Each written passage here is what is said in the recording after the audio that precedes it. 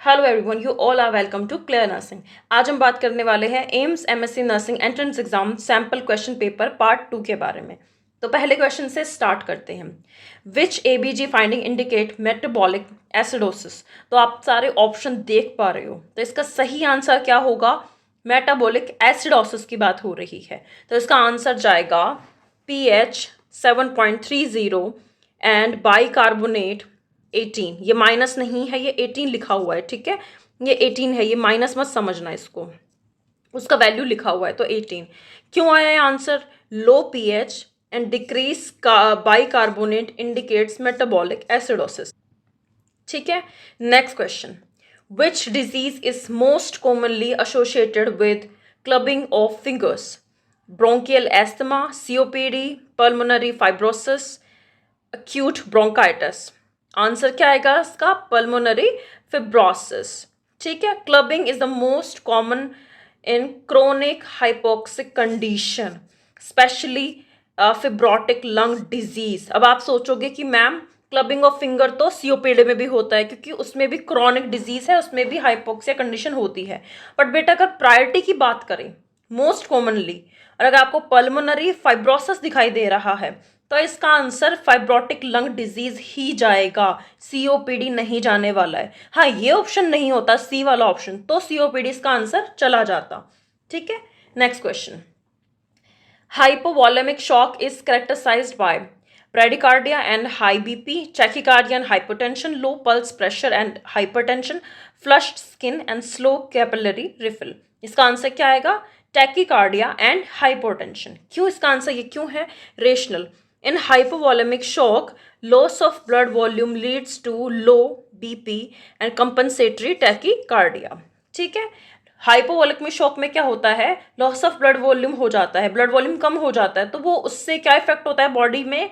लो BP हो जाएगा अगर ब्लड वॉल्यूम कम हो गया। तो कंपनसेशन के लिए हार्ट क्या करता है? हार्ट को ज़्यादा तेज पंप करता है ताकि ब्लड जो है वो हर ऑर्गन में, हर वेसल्स तक पहुंचे, तो टैकीकार्डिया देखने को मिलता है, ठीक है। तो इसका आंसर जाएगा बी, हाइपोटेंशन, लो बीपी हो जाएगा एंड टैकीकार्डिया हो जाएगा for compensation. Next question, the hallmark symptom of Parkinson disease is rigidity trimmers, paralysis, muscle wasting, vision loss. तो इसका आंसर क्या आएगा? Rigidity and ट्राइमर्स। रेशनल क्या है? Tremors, bradykinesia and rigidity are classical feature of Parkinson disease. तो ये तीन क्या है बेटा? ये तीन क्या है? क्लासिकल फीचर्स हैं किसके? पार्किंसन डिजीज के। तो ये तीनों याद रखना, ठीक है। Next question, which electrolyte imbalance cause Chvostek sign? Hyperkalemia, hypokalemia, hypercalcemia, hypocalcemia. तो इसका आंसर क्या आएगा? हाइपोकैल्सीमिया। जब कैल्शियम जो है वो कम हो जाएगा तो ये साइन जो है देखने को मिलेगा। इसमें क्या होता है? फेशियल मसल स्पाज्म होता है, ट्रिगर्ड बाय टैपिंग। आप फेस के एक तरफ टैप करोगे तो मसल स्पाज्म देखने को मिलेगा, उस साइड का फेस जो है वो थोड़ा मुड़ जाएगा अजीब तरीके से, उसमें एस्पाज्म हो जाएगा। तो ये हाइपोकलेमिया का सिम्टम है, उसमें देखने को साइन मिलता है, ठीक है। Next question, kwashiorkor is primarily due to deficiency of carbohydrate, fats, protein and vitamin. तो of course you all know about it, protein की कमी से ये होता है क्वाशियोर से protein deficiency disease with edema and hepatomegaly. इसमें इडीमा भी होगा एंड जो लीवर में सूजन आ जाएगी, ठीक है, लीवर में सूजन आ जाएगी, उसको क्या बोल रहे हैं? Hepatomegaly. Next question, which is the earliest reflex to disappear in infants? Earliest reflex जो डिसअपियर हो जाएगा इन्फेंट में वो कौन सा है? Moro reflex, palmar grasp, tonic neck reflex and rooting reflex. तो पहले सबसे पहले क्या गायब होगा? Moro reflex. मोरो रिफ्लेक्स को क्या बोलते हैं? Startle response, disappear by 4 to 5 months of age, ठीक है। स्टार्टल रिस्पॉन्स भी बोलते हैं इसको। मोरो रिफ्लेक्स को गायब हो जाएगा 4 से 5 मंथ के अंदर। What is the first sign of puberty in girls? Girls में जब प्यूबर्टी हिट करती है तो सबसे पहला साइन क्या आता है? Menstruation, breast development, pubic hair, ovulation. तो क्या आता है बेटा? ब्रेस्ट डेवलपमेंट होता है, ठीक है। इसको क्या बोलते हैं हम? Thelarche, breast budding is typically the first sign of puberty in female, ठीक है। तो ये क्वेश्चन ध्यान रखना। अब नेक्स्ट क्वेश्चन की बात कर लेते हैं। Next question, a sign of severe malnutrition in a child is edema, weight loss of 5%, fatigue, frequent urination। तो आंसर क्या आएगा इसका? edema। A sign of severe malnutrition की बात होती है, सिवियर के यहाँ पे, ठीक है। तो इजीमा देखने को मिलता है, ठीक है। इजीमा स्पेशली इन क्वाशियोरकोर। तो एक तरह से सिवियर फॉर्म क्या हो गया इसका, क्वाशियोरकोर हो गया। Reflects hypoalbuminemia from severe malnutrition. Severe malnutrition से क्या होगा, ब्लड के अंदर बहुत एल्ब्यूमिन की कमी हो जाएगी, इससे जो फ्लूइड है वो वेसल से इंटरवेस्कुलर पार्ट में चला जाएगा और इटीमा देखने को मिलेगा आपको, और साथ में लीवर का भी सूजन आएगा, तो हिपैटोमिगैली। और ये क्या है, सिवियर कंडीशन है, इसमें प्रोटीन बहुत कम हो चुका है, राइट। प्रोटीन कौन सा, albumin. Which condition required contact isolation, measles, chicken pox, MRSA infection and tuberculosis. तो आंसर क्या आएगा इसका, MRSA इन्फेक्शन। MRSA इसका फुल फॉर्म क्या है, मेथिसिलिन रेसिस्टेंट स्ट्रेप्टोकोकस ऑरियस, ठीक है। Spread by direct contact, direct contact से ये फैल रहा है, तो हमें कॉन्टेक्ट प्रिकॉशंस का जरूरत होगा, कॉन्टेक्ट आइसोलेशन का जरूरत होगा, ठीक है। Next question, which pelvic type is most favourable for vaginal delivery, ठीक है। तो कौन सा जो टाइप है पेल्विक का वो मोस्ट फेवरेबल होगा वेजाइनल डिलीवरी के लिए, एंड्रॉइड, एंथ्रोपॉइड, पैलेटॉइड, गायनोकॉइड। तो क्या आएगा इसका answer, gynecoid. Gynecoid is the ideal shape for vaginal delivery. Next question, which of the following is a presumptive sign of pregnancy. Positive नहीं है, प्रिज्यूम कर रहे हैं हम ओनली, ठीक है। तो Braxton Hicks contraction, ballottement, fetal heart tones and amenorrhea. तो ये सारे क्या है, पॉजिटिव है। एक इसमें प्रिज्म है कि हम हो सकता है कि प्रेगनेंसी हो, पॉजिटिव नहीं है, डेफिनेटिव नहीं है। तो इसका आंसर क्या आएगा, amenorrhea. Amenorrhea is a presumptive sign, subjective. इसमें पेशेंट, प्रिजम्प्टिव साइन का मतलब ये भी होता है कि पेशेंट खुद बता रहा है कि मुझे पीरियड्स नहीं आए हैं, ठीक है। Not diagnostic on its own, ठीक है। Eclampsia is best defined as high BP in pregnancy, proteinuria in edema, seizures in a pre-eclamptic patient, gestational diabetes. इसका आंसर क्या आएगा, सी, सीजर्स इन प्री इक्लेप्टिक पेशेंट। जब प्री इक्लेप्टिक पेशेंट होगा उसका फर्दर प्रोसेस या रूप क्या होता है आगे का, सिवियर क्या होता है, वो होता है इक्लेम्शिया, उसमें सीजर्स भी आने लग जाते हैं, ठीक है। तो seizures in preeclamptic patient, eclampsia is preeclampsia with tonic clonic seizure. कौन से आएंगे, टोनिक क्लोनिक सीजर्स देखने को मिलेंगे। Next question, what is the duration of each uterine contraction during second stage of labour. यहाँ पे हम सेकेंड स्टेज पे पहुंच चुके हैं लेबर के, तो कितना ड्यूरेशन देखने को मिलेगा ईच यूटेराइन कॉन्ट्रैक्शन का, तो 45 से 90 सेकेंड्स, ठीक है। Contraction are stronger and longer lasting up to 90 seconds, 90 seconds तक रहेंगे वो, ठीक है। पिछली वीडियो में हमने एक्टिव के बारे में पढ़ा था कि एक्टिव स्टेज ऑफ लेबर है उसमें कितना रहेगा, तो हमने पढ़ा था आधा मिनट से 1 मिनट तक। इसमें हम 1 मिनट से 1.5 मिनट तक जा चुके हैं, राइट। तो ये क्या है, सेकेंड स्टेज ऑफ लेबर है, और इसमें कॉन्ट्रैक्शन फिर लॉन्गर होते जाते हैं। Which vitamin deficiency cause neural tube defect, vitamin A, D, folic acid and niacin. तो folic acid, you all know about it. Folic acid deficiency during early pregnancy increase risk of neural tube defects like spina bifida. Next question. The primary level of prevention includes treatment of disease, screening, immunization, rehabilitation. ठीक है, तो इसका answer क्या आएगा, immunization. Primary level of prevention, तो हम सबसे पहले टीका लगाते हैं। तो primary prevention aims to prevent disease before it occurs such as through vaccines. Vaccines के द्वारा हम प्रिवेंट करते हैं, ये हमारा क्या है, प्राइमरी लेवल ऑफ प्रिवेंशन है। Dot strategy is use in management of, you all know about it, tuberculosis, right. Dot strategy tuberculosis के लिए काम आती है। इसका फुल फॉर्म क्या है, इसका फुल फॉर्म भी पूछ सकता है, तो क्या है, directly observe treatment short course is WHO strategy for TB control. WHO ने स्ट्रैटेजी निकाली टीबी कंट्रोल के लिए, इसका फुल फॉर्म क्या है, directly observe treatment short course, ठीक है। Next question, the best method to dispose of human anatomical waste in hospital is open burning, shredding, incineration and deep burial, ठीक है। तो इसका आंसर क्या आएगा, इंसिनरेशन। इसका मतलब क्या है, जला देना। Effectively to destroy anatomical biohazardous waste, ठीक है। तो इसका ये आंसर है, सी आंसर है इसका, ठीक है। Which indicator reflects nutritional status of community best, BMI, under 5 mortality rate, incidence of TB, immunization coverage. तो इसका आंसर क्या आएगा? Under 5 mortality rate. देखो क्वेश्चन समझो फिर से. Which indicator reflects nutritional status of a community? एक कम्युनिटी का न्यूट्रिशनल स्टेटस जो है वो कौन सा इंडिकेटर दिखाएगा? तो अंडर 5 मोर्टेलिटी रेट, इसको क्या बोलते हैं हम? U5MRB बोलते हैं. Reflects nutritional, health care, sanitation. 3 चीजें दर्शा रहा है. क्या क्या कम्युनिटी में? न्यूट्रिशन क्या है, स्टेटस, हेल्थ केयर स्टेटस क्या है, सैनिटेशन स्टेटस क्या है. अ की पब्लिक हेल्थ इंडिकेटर हैं ये तीनों. और ये किसके अंदर आते हैं? अंडर 5 मोर्टेलिटी रेट के अंदर आते हैं, जो दर्शाता है न्यूट्रिशनल स्टेटस ऑफ कम्युनिटी. ठीक है, क्योंकि इसमें न्यूट्रिशन यहाँ पे है. ठीक है, next. Which colour coded bag is used for biomedical waste with blood soaked items? तो yellow, you all know about it. Yellow में जाता है. ठीक है, yellow bag are use for infectious waste including blood soak materials.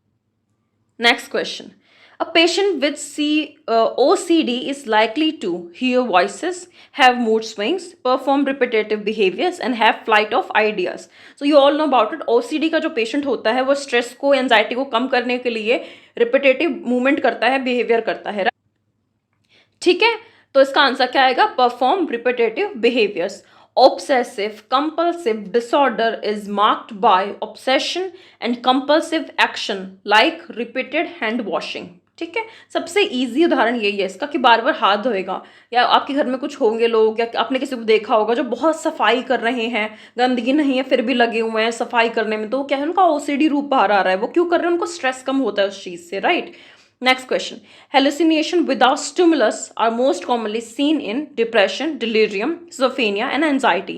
तो schizophrenia में बिना किसी स्टिमुलस के hallucination देखने को मिल रहा है. ये ध्यान रखना, ये इंपॉर्टेंट चीज है.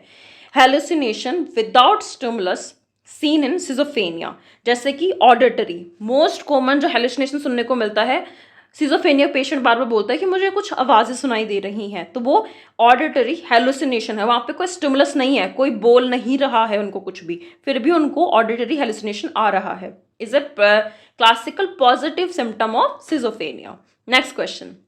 Which defence mechanism involves returning to earlier developmental stage? Projection, repression, regression and sublimation.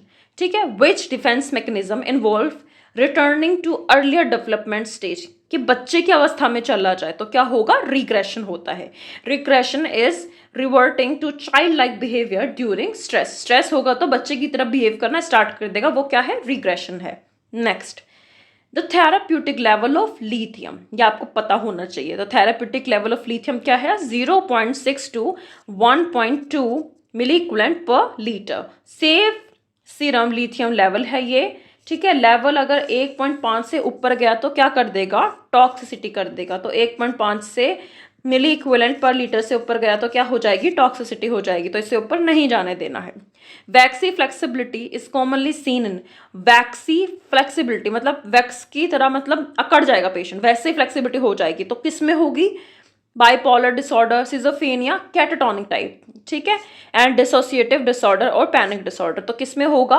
Catatonic type में होगा. सिजोफेनिया के भी कौन से टाइप में? कैटाटोनिक टाइप में. Waxy flexibility is a feature of catatonia where limbs stay in the position placed. जहाँ पे लिम्ब को हाथ पैर को पकड़ के जहाँ मोड़ के रखोगे पेशेंट वहीं मुड़ के रह जाएगा. तो ये क्या है? वैक्सी फ्लेक्सिबिलिटी है, किसमें देखने को मिल रही है? सिजोफेनिया के कौन से टाइप में? कैटाटोनिक टाइप में. Next question. Which vitamin helps in calcium absorption? तो कैल्शियम का अब्जॉर्प्शन कौन सा विटामिन करवाएगा? आपको सबको पता है, विटामिन डी. आयरन का कौन करवाता है? Vitamin C. ठीक है, next question. Which organ is responsible for insulin production? तो इंसुलिन प्रोडक्शन के लिए कौन सा ऑर्गन जो है वो रिस्पॉन्सिबल है? कौन सा है? पैनक्रियास. बहुत ईजी क्वेश्चन है. Beta cells of pancreas secrete insulin.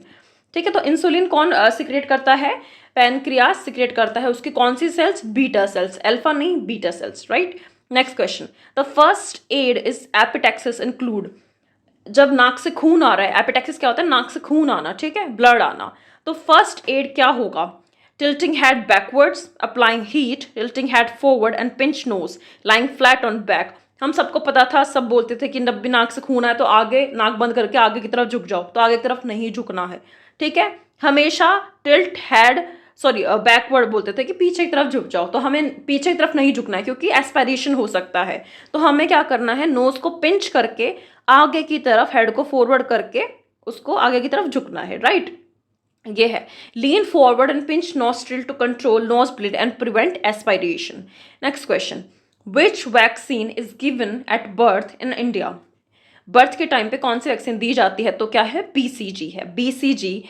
अच्छा, इसमें 24 आवर्स नहीं बोला है, 24 आवर्स आ जाता अंदर अंदर तो हेपेटाइटिस बी आता, पर इसमें बच्चा पैदा होते ही कौन सी दे दोगे, तो बीसीजी दे दोगे। BCG, OPV 0, hepatitis B 0 are given at birth, ठीक है। बीसीजी तो तुरंत ही लग जाता है बेटा, 24 आवर्स का भी वेट नहीं करते हैं, 24 आवर्स तो मैक्सिमम ड्यूरेशन हो गया इसका। तो जैसे बच्चा पैदा होता है तो बीसीजी लगता है, ठीक है। तो BCG, OPV 0 dose and hepatitis B are given at birth, ये 3 वैक्सीनेशन जो है वो बर्थ के टाइम पे लगा दी जाती है, ठीक है। तो बर्थ, गिवन एट बर्थ आए तो बीसीजी, और अगर ये आ जाता कि पैदा होने की 24 आवर्स के अंदर कौन कौन सी वैक्सीन लगती है, तो ये तीनों लगती हैं, ठीक है, hepatitis B. Next question, which pulse is best to assess during CPR in an adult? कौन सी जो पल्स है वो आप असेस करोगे ड्यूरिंग सीपीआर, तो कौन सी है, कैरोटिड होती है। The carotid pulse is check during adult CPR as it is central and accessible, central में होती है और इजिली एक्सेसिबल होती है, तो carotid pulse. Next question, which heart sound is associated with heart failure? S1, S2, S3, S4, तो S3 को हम S3 गैलोप भी बोलते हैं, is often heard in left sided heart failure. तो जब लेफ्ट साइड का हार्ट फेल होगा तो हमें, जब लेफ्ट साइड का हार्ट फेल होगा तो हमें S3 साउंड सुनाई देगी, S3 गैलोप साउंड जो है वो हमें सुनाई देगी। टू इंक्रीज वेंट्रिकल फिलिंग, क्यों हो रहा है ऐसा, क्यों सुनाई दे रही है? लेफ्ट साइड का heart failure due to increase ventricular filling, ventricular filling बहुत ज़्यादा हो रहा है और लेफ्ट साइड का हार्ट फेल है, तो कौन सी साउंड सुनाई दे रही है? S3 गैलोप साउंड सुनाई दे रही है। Next question, a pregnant woman reports painless vaginal delivery in the third trimester, what is the likely cause? Third trimester के अंदर एक प्रेग्नेंट वुमेन ये कंप्लेन कर रही है कि मुझे पेन नहीं हो रहा है और वेजाइनल ब्लीडिंग हो रही है, तो कारण क्या हो सकता है? Abruption placenta, threaten abortion, placenta previa, ectopic pregnancy. तो आपको सबको पता है कि प्लेसेंटा प्रीविया में पेन नहीं होता है, typically present with painless bright red colour, bleeding in late pregnancy. Third trimester के अंदर अगर वेजाइनल ब्लीडिंग हो रही है, तो अगर पेन के साथ हो रही है तो अब्रप्शन प्लेसेंटा, ठीक है, और अगर पेनलेस वेजाइनल ब्लीडिंग हो रही है तो placenta previa. Bright red colour की है तो प्लेसेंटा प्रीविया, और थोड़ा डल, थोड़ा ब्राउनिश कलर की है तो अब्रप्शन प्लेसेंटा, सॉरी प्लेसेंटा, ठीक है, तो ये होगा। Next question, what is the drug of choice for status epilepticus? ठीक है, तो फेनाटॉइन, डायजेपाम, फिनोबार्बिटल एंड कार्बामाजेपिन, ठीक है। तो इसका आंसर क्या होगा? Diazepam. IV diazepam or lorazepam is the first line to stop seizure quickly in status epilepticus, ठीक है। Next question, which sign indicate dehydration in an infant? ठीक है, तो श्रंकन देख लो फिर से, जहाँ श्रंकन वर्ड दिखे, डिहाइड्रेशन दिखे तो उसको उससे जोड़ दो। तो shrunken eyes and fontanelles are classical sign of moderate to severe dehydration in infant. Infant की बात हो रही है, ये ध्यान रखना। अडल्ट पूछो और तुम श्रंकन लगा के आ जाओ तो गलत हो जाएगा, सिर्फ इन्फेंट के लिए ये चीज़ है। Next question, the first priority in a patient with burn injury is pain relief, wound care, airway management, fluid dressing. तो क्या है इसका आंसर? एयरवे मैनेजमेंट, ठीक है। The first priority in patient with burn injury, burn का injury हुआ है तो सबसे पहले तुम एयरवे चेक करोगे। तुम्हें पता है ना ABC वाला मेथड, एयरवे, ब्रीदिंग, सर्कुलेशन, तो हमें सबसे पहले एयरवे चेक करना है, ठीक है। In burn patient especially with facial burns, inhalation injury, airway is the top priority. अगर फेस का बर्न हुआ है या फिर चेस्ट बर्न हो गया तो सबसे पहले प्रायोरिटी पे यही जाता है कि एयरवे मैनेजमेंट करो। Next question, the most common cause of iron deficiency anaemia is children is genetic disorder, hookworm infestation, lack of iron rich food and frequent infection। आप सबको पता है कि lack of iron rich food, iron की कमी होती है ज़्यादातर ठीक है, तो क्या होता है, हमें आयरन डेफिशिएंसी एनीमिया देखने को मिलता है बच्चों के अंदर। Poor dietary intake of iron is the most common cause of IDA in children globally. Next question, what is the normal respiratory rate for newborn. Newborn का नॉर्मल रेस्पिरेटरी क्या होता है, ज़्यादा होता है थोड़ा। अडल्ट का क्या होता है, 12 से 20 होता है, एंड चिल्ड्रन का इन्फेंट का, न्यूबॉर्न का कितना होता है, 30 से 60 होता है। 30 से 60 पर मिनट होता है, ब्रीथ पर मिनट, ठीक है। अडल्ट का कितना है, 12 से 20, और न्यूबॉर्न का कितना है, 30 से 60 मिनट पर ब्रेथ पर मिनट, ठीक है, higher than adults. Next question. What is the antidote for benzodiazepine overdose? Naloxone, atropine, fumazil and protamine sulfate. Question answer क्या है इसका, फ्यूमाजिल। फ्यूमाजिल क्या है, फ्यूमाजिनिल क्या है, इसका एंटीडोट है किसका, बेंजोडायजेपाइन का। Is a specific antidote that reverse benzodiazepine effect. Next question, what is the common side effect of haloperidol. Haloperidol का साइड इफेक्ट कॉमनली कौन सा है, diarrhea, tardive dyskinesia and hypertension and weight loss. तो क्या आएगा इसका, टर्डाइकाइनेशिया। Haloperidol is an antipsychotic, can cause extrapyramidal symptoms like tardive dyskinesia, ठीक है। तो हेलोपेरिडोल जो करता है वो क्या करता है, एक्स्ट्रा pyramidal symptoms क्रिएट करता है, जैसे कि tardive dyskinesia। तो this is the common side effect of haloperidol. Next question, which is the example of tertiary prevention. Tertiary prevention का एग्जाम्पल क्या है, तो जहां पे रिहेबिलाइजेशन दिख जाए वो ही टर्शरी है, ठीक है। तो इसका आंसर क्या आएगा, rehabilitation after stroke. Tertiary prevention focus on limiting disabilities, हमें डिसेबिलिटी को लिमिट करना है और पेशेंट को वापस से उसकी नॉर्मल डेली लाइफस्टाइल में उसको भेजना है। तो यही इसका आंसर है, rehabilitation after stroke, limit disability and promoting recovery like rehab after a stroke. Next question, which cranial nerve is tested by checking the corneal reflex। Corneal reflex को check करने के बाद विच cranial nerve is tested by, अगर हम corneal reflex check कर रहे हैं तो हम कौन सी क्रेनियल नर्व को टेस्ट करके ये पता लगा रहे हैं, तो facial nerve, trigeminal nerve, optic nerve and oculomotor nerve. Corneal की बात हो रही है यहाँ पे, ठीक है, रिफ्लेक्स की। इसका आंसर क्या है, trigeminal nerve. The afferent limb of corneal reflex is via the trigeminal nerve। कौन सी है ये, 5 नंबर की है, ठीक है। ये क्वेश्चन अच्छा है, इंपॉर्टेंट है, इसको याद कर लेना, ठीक है। Next question, a classical feature of nephrotic syndrome. Nephrotic syndrome का क्लासिकल फीचर कौन सा है, हेमेच्यूरिया, हाइपोटेंशन, प्रोटीनयूरिया एंड पॉलीयूरिया। तो मैं आपको बताया था नेफ्रोटिक सिम्टम जहाँ पे दिखे आपको, तब सबसे पहले प्रोटीन यूरिया जो है वो टिक कर देना, वो इंपॉर्टेंट है, ठीक है। Heavy proteinuria, hypoalbuminemia and edema define nephrotic syndrome. First vaccine given under universal immunization programme is, first वाली तो BCG, पैदा होते ही लगा दिया BCG। BCG is administered at birth, making it the first vaccine under the UIP, Universal Immunization Program. Next question, which part of the brain control temperature regulation।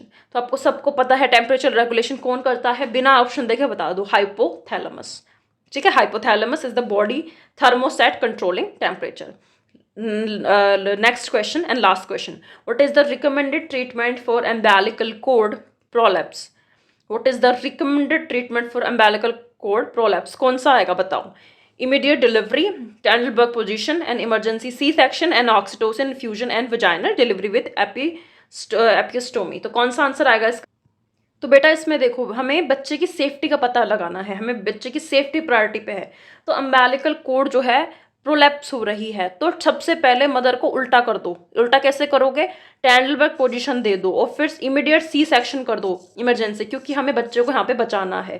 तो इसका answer क्या आएगा, Trendelenburg position and emergency C section. Rationale क्या है इसका, code प्रोलैप्सी एंडेजर्स fetal ऑक्सीनेशन, ठीक है। इसमें फीटल का ऑक्सीजन कट हो सकता है, इसलिए सबसे पहले तो पोजीशन दे दो, कौन सी, ट्रेंडलबर्ग पोजीशन। फिर इमीडिएट बच्चे को बाहर निकाल दो, mother head down and delivery quickly by C section. This is the treatment of umbilical cord prolapse. सबसे पहले प्रायोरिटी पे पोजीशन, फिर उसके बाद तुम सी सेक्शन करोगे, राइट।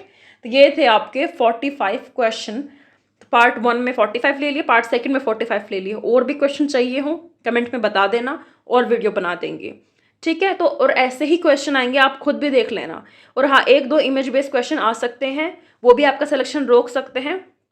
इमेज बेस के लिए टाइम नहीं है कि सारी इमेज बेस पढ़ाए जाएं, तो PDF अवेलेबल है आपको, आप वो जाके खरीद सकते हो, ठीक है। उसको रोज़ पढ़ो, अभी बहुत टाइम है, 21 तारीख आने में, 21 जून आने में वो पढ़ो, बहुत हेल्पफुल होगा आपको। लिंक डिस्क्रिप्शन में दे दूंगी इमेज बेस्ड क्वेश्चन का, PDF का, आप खरीदो और पढ़ो उसको अच्छे से, ठीक है। और अगर आपको PDF डाउनलोड करना नहीं आ रहा है आफ्टर परचेज, तो आप हमें 9116765424 पे मैसेज करके बता सकते हैं कि मैम मैंने PDF परचेज कर लिया है, मुझे डाउनलोड करना नहीं आ रहा है, प्लीज़ आप मुझे यहाँ प्रोवाइड कर दें आपके व्हाट्सएप पे, तो मैं आपको प्रोवाइड करवा दूंगी, ठीक है। और भी आपको नोट्स चाहिए हो, आपको कोई कमी रह रही हो, और स्पेशली F1 की कमी तो रहती है, कोई भी कोचिंग, कोई भी बुक, PR यादव, एनफ्लेक्स, सब में F1 का पोर्शन दे ही नहीं रखा है पूरा। बहुत चीज़ें F1 में, ICU के बारे में, वेंटिलेशन के बारे में, वेंटिलेटर के बारे में, इंक्यूबेशन के बारे में बहुत चीज़ें नहीं पता है। तो इसके लिए मैं आपको रिकमेंड करूँगी हमारे क्लियर नर्सिंग के नोट्स, एक बार आप पढ़ना, आई स्वेयर टू गॉड आपने इससे अच्छे F1 के नोट्स नहीं देखे होंगे अभी तक, ठीक है। तो this is the for the video, and मैं आपको थोड़ा नोट्स भी दिखा देती हूँ कि कैसे है, अंदर पोर्शन क्या है, तो आपको थोड़ा समझ में आएगा कि हमें बाय करने चाहिए या नहीं करने चाहिए।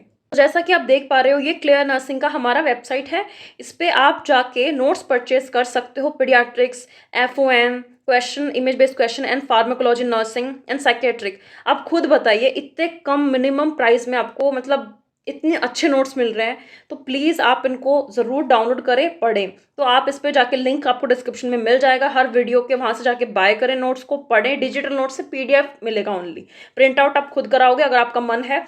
मैं तो बोलूँगी फ़ोन से या लैपटॉप से ही पढ़ो, फ़ोन है, लैपटॉप है, टैबलेट है आपके पास, उससे ही पढ़ो, क्योंकि कलरफुल हम जब पढ़ते हैं तो ज़्यादा याद होता है। या फिर आप इन नोट्स को खुद भी लिखने लग जाओ, लिख लिख के पढ़ लो अपनी कॉपी किताब में, जो भी है, ठीक है। तो ये पीडियाट्रिक्स के हैं, F1 के हैं, इमेज बेस्ड क्वेश्चन है, फार्माकोलॉजी, नर्सिंग नोट्स है, एंड साइकेट्रिक है। अच्छा, तो इनको आप परचेज कर लोगे तो आप यहाँ से भी डायरेक्ट बाय कर सकते हो, पर अगर आपको नहीं समझ में आ रहा है कि कैसे डाउनलोड होगा, या बहुत टाइम लग रहा है, बहुत नेट खा रहा है, तो आप हमें 9116765424 पे मैसेज करके बोल सकते हो कि मैम मैंने नोट्स परचेज कर लिए, मेरा नाम ये है, हम वेरीफाई कर लेंगे, फिर आपको नोट्स जो हैं वो व्हाट्सएप पे हम आपको प्रोवाइड करवा देंगे। तो ये था नोट्स के बारे में।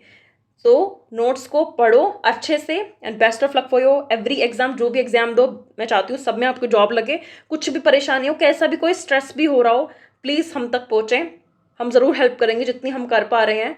अगर आपके पास बिल्कुल आप पैसे नहीं है, एक्चुअल में नहीं है बेटा, ऐसे मत करना कि पैसे हैं फिर भी आप 100 रुपये भी नहीं दे पा रहे हो, मैम को बेवकूफ़ बना रहे हो, ऐसा मत करना। अगर सच में नहीं है कि लाइक मैम मैं तो अफोर्ड नहीं कर पाऊँगा, तो मैं आपको फ्री में भी कुछ बच्चों को प्रोवाइड करा दूंगी नोट्स, ऐसी कोई बात नहीं है। पर जेन्युइनली बेटा, अगर आप सच में आपके पास पैसे नहीं है, तो ही मेरी तरफ अप्रोच करना कि मैम मेरे पास पैसे नहीं है, मुझे प्लीज़ ये PDF आप प्रोवाइड करा दो, मेरी जॉब लग जाएगी। मैं डेफिनेटली आपको PDF जो है वो दे दूंगी खुशी खुशी। तो ये था नोट्स के बारे में सब कुछ। और कुछ भी क्वायरी हो, प्लीज़ आप हम तक पहुँचें। हमें टेलीग्राम पे आप ज्वाइन कर सकते हैं, कुछ भी लेटेस्ट इन्फॉर्मेशन आती है टेलीग्राम पे हम प्रोवाइड कराते हैं। टेलीग्राम का लिंक भी आपको डिस्क्रिप्शन में मिल जाएगा। ये वीडियो देखने के लिए thank you, and thank you so much guys.